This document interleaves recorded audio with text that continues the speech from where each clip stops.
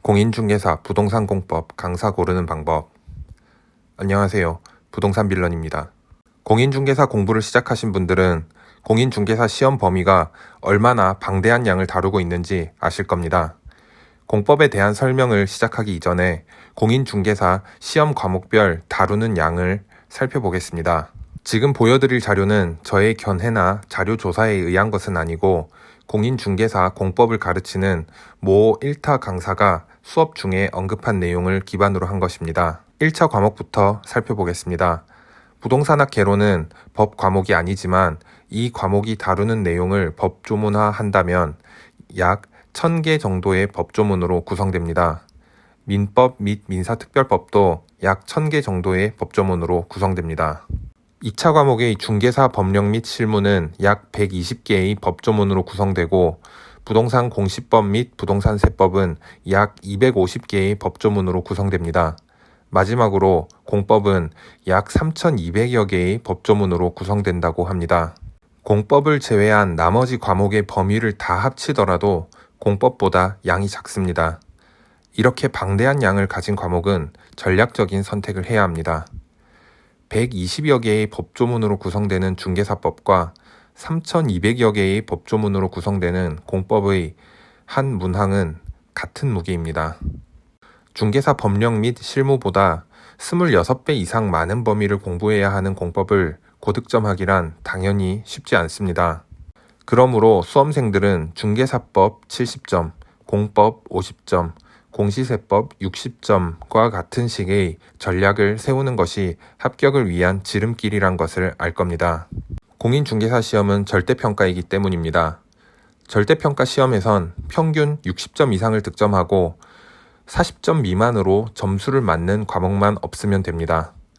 모든 과목을 고득점으로 합격해봤자 평균 60점대 합격자와 동일한 자격증을 받습니다. 단기에 합격하기 위해선 전략적인 접근이 필요하다는 것을 알 수 있겠죠.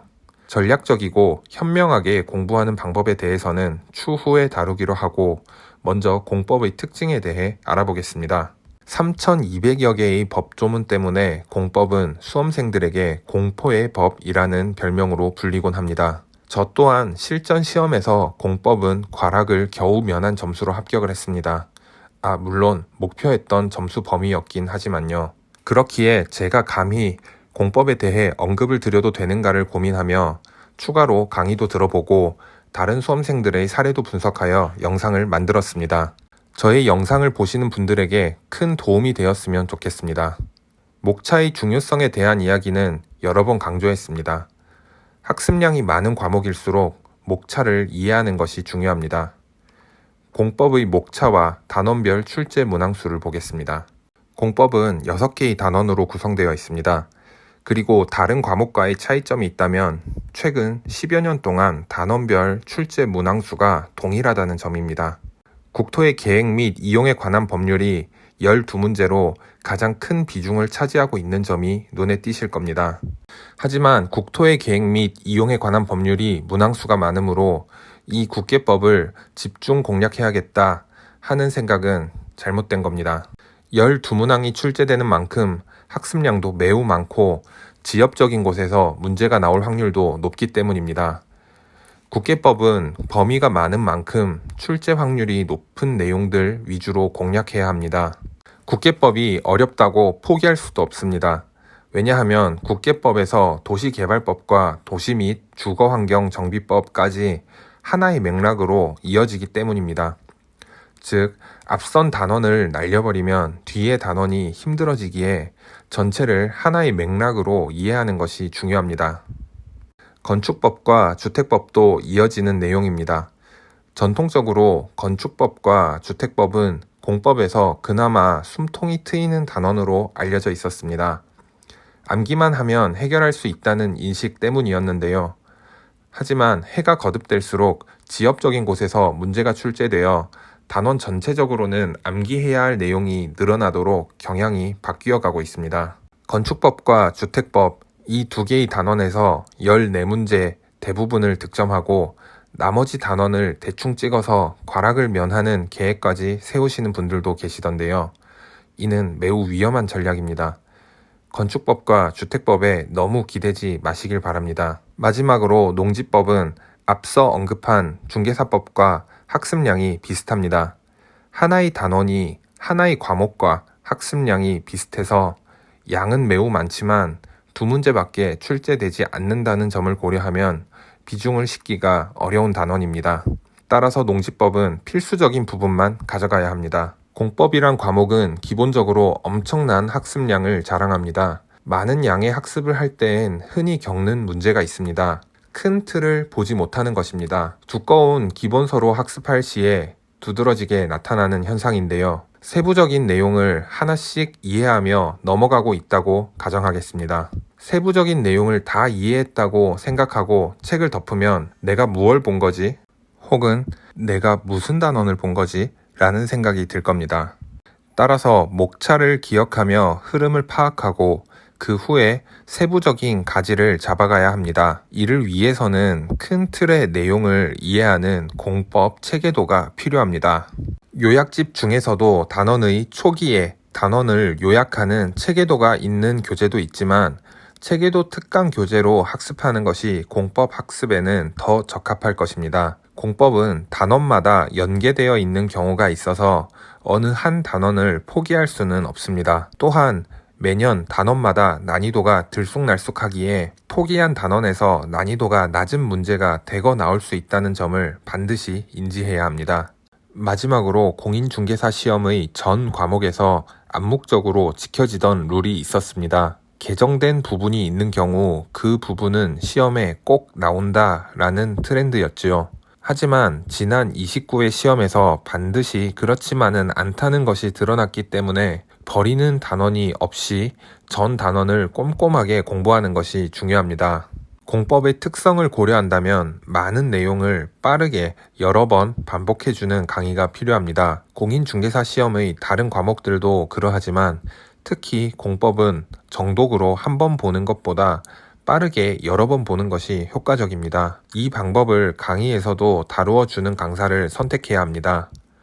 공법은 50점대의 점수만 획득해도 중개사법과 공시세법에서 점수를 만회할 수 있을 뿐만 아니라 그 자체로도 고득점하기 매우 힘든 과목입니다.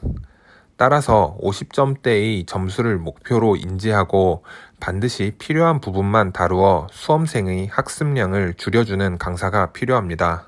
이러한 특성을 감안하여 제가 선택한 강사는 고상철 강사와 김희상 강사입니다. 고상철 강사는 공법 과목에서 자타공인 1타 강사입니다. 고상철 강사는 수험생이 체감할 수 있는 공법의 학습량을 줄여주기 위해 많은 노력을 합니다. 그리고 빠르게 여러 번 반복하는 학습 방법을 추구하고 있어서 단기 공부법의 학습 방법과도 맥을 같이 합니다. 암기가 필요한 부분은 암기법을 만들어서 수업 중에 흥미로운 멜로디로 머릿속에 각인시킵니다. 강사 특유의 재치로 학습 내용을 이해하기 쉽게 풀이하는 것이죠. 거기에 실무에서 공법이 사용되는 부분도 언급하여 강의에 더욱 집중할 수 있는 환경을 조성합니다.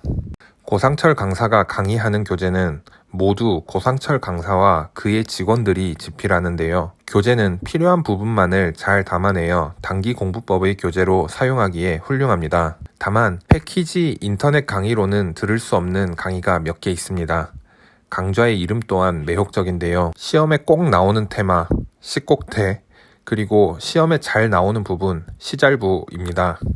고상철 강사의 강의력과 강의서의 집필 능력을 생각하면 반드시 이 강의를 들어야만 할 것 같은 생각에 패키지 강의 외에도 추가적인 결제를 해야 할 것만 같습니다. 위의 내용도 모두 결제하여 듣는다면 좋겠지만 시간과 비용을 절약하기 위해서는 차라리 체계도 강의를 듣는 것을 추천합니다. 공법은 체계도를 익히는 것이 중요하다고 말씀드렸는데요. 고상철 강사의 체계도 강의는 무료 강의로 공개하는 만큼 내용이 다소 빈약합니다. 10페이지 정도의 학습 자료를 제공하는 정말 큰 틀만 보여주는 강의입니다. 체계도 강의는 김희상 강사의 수업을 들으시는 것을 추천합니다. 김희상 강사의 체계도 강의 교재는 80페이지 정도로 구성됩니다. 세부적으로 보면 이해편과 암기편으로 구성하여 꽤나 상세하게 공법의 체계도를 담아냈습니다. 김희상 강사는 내용을 꼼꼼하게 짚고 넘어가는 스타일입니다. 공법 전체를 꼼꼼하게 다루기에는 무리가 있지만 체계도라는 틀 내에서 주요한 내용을 꼼꼼하게 짚고 넘어가는 것을 목적으로 한다면 꽤나 효과적인 강의가 됩니다. 공법을 쉽게 접근하도록 도와주는 고상철 강사의 강의와 함께 김희상 강사의 체계도 강의를 듣는다면 큰 시너지를 발휘할 것입니다. 종합하자면 고상철 강사의 강의를 기반으로 기초, 기본, 심화 혹은 핵심 강의까지 학습하되 김희상 강사의 체계도 강의로 큰 틀을 잡아가는 조합을 추천합니다. 김희상 강사는 고상철 강사만큼의 재미와 재치가 보이진 않지만 차분한 목소리로 꼼꼼하게 학습 내용을 다뤄준다는 느낌입니다. 고상철 강사는 부담스럽고 어려운 공법을 재미있고 친숙하게 다가설 수 있도록 도와줍니다. 이제 고상철 강사의 강의로 공법이 조금 친숙해졌으면 김희상 강사의 강의로 꼼꼼하게 공법을 채워나간다면 공법은 마냥 손을 놓고 있는 과목만은 아닐 것입니다.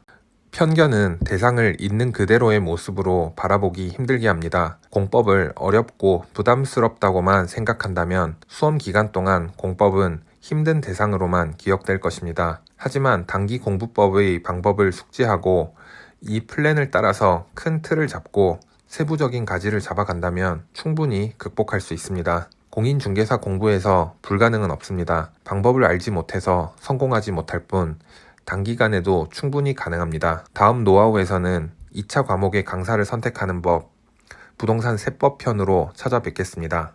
감사합니다.